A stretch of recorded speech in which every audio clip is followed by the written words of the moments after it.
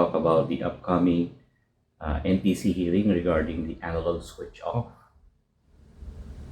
So here are the things that we need to understand about the analog switch off, leading to the termination of analog TV broadcast at this time in NCR, plus the outskirts, which we call the Mega-Manila area, that would include NCR plus Bataan, Pampanga, Bulacan, Rizal, Cavite, and Batangas.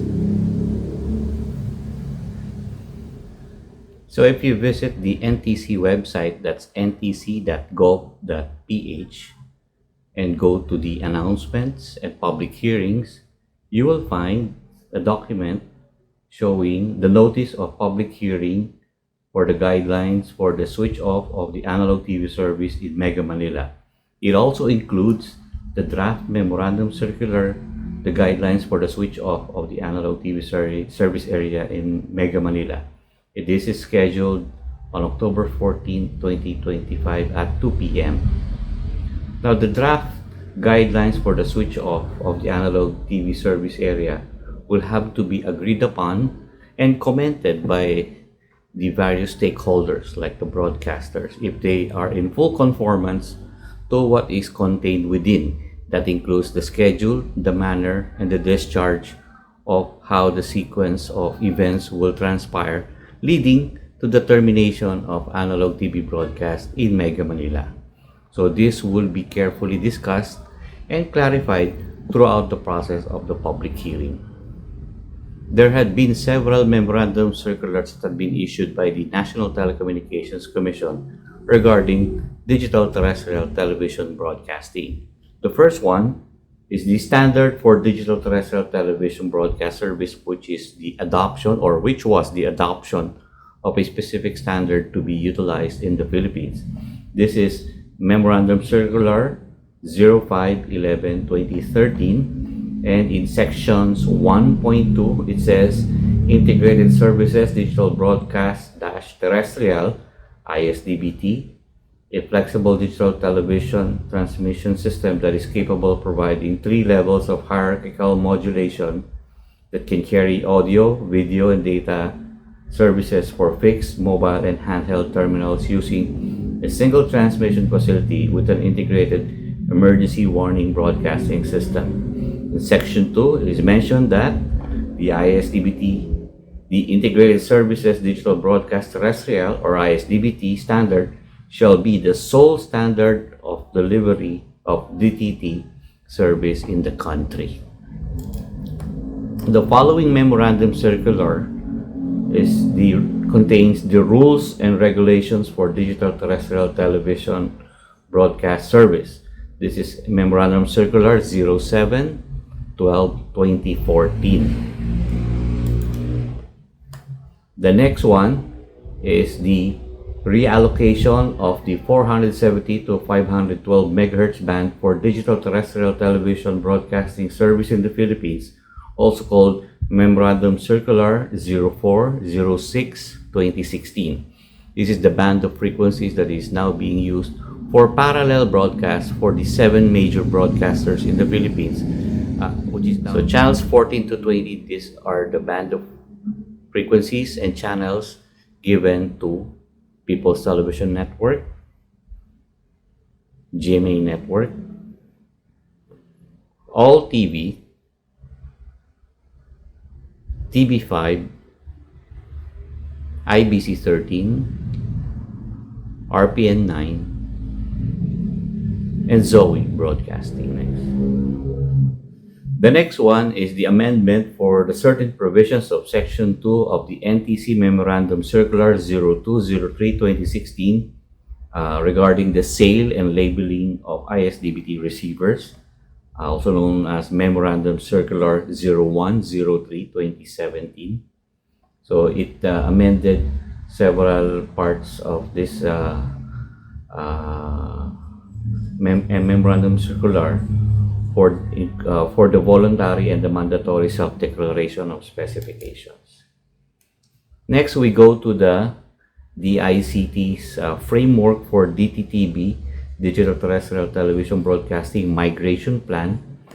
You can actually obtain this document, or I was able to obtain this document through the website of the DICT. So that's dict.gov.ph,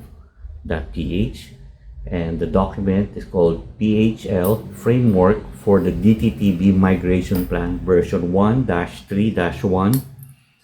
And then in page 26, it specifies partial switch off of analog TV services in order to make frequencies available for digital broadcasting. Viewers will temporarily lose access to some services until they are restored on the digital platform.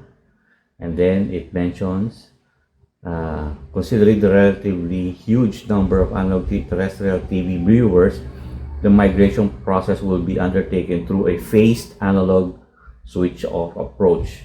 And as for the aspect of ensuring that broadcasters' compliance to meet the planned ASO on December 31st, 2023, the government shall provide mechanisms for financial support through loan facilities for commercial broadcasters and facilitation of official development assistance for the government TV network. So in this document, page 26, it mentioned the planned ASO was scheduled on the 31st of December 2023. So we definitely missed this already. So what's in store for us? So this public hearing to be held in the NTC and hosted by the National Telecommunications Commission will likely determine the path that eventually we will be going on a full analog switch off.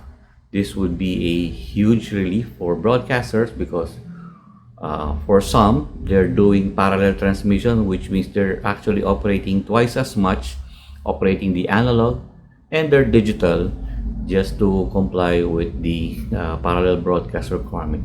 So the expense is twice as much with the same program, at least for the legacy program.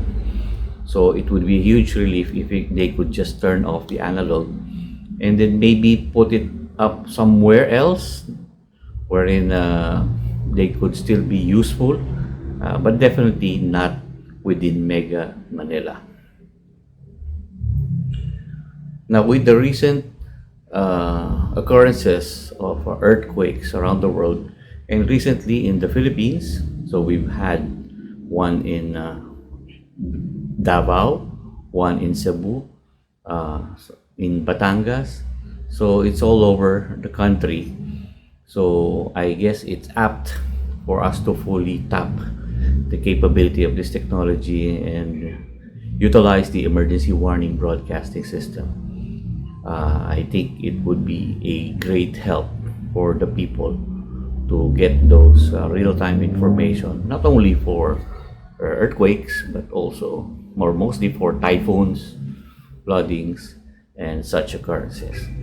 So please do watch out and look for updates, and we will be happy to share any developments, especially after the public hearing.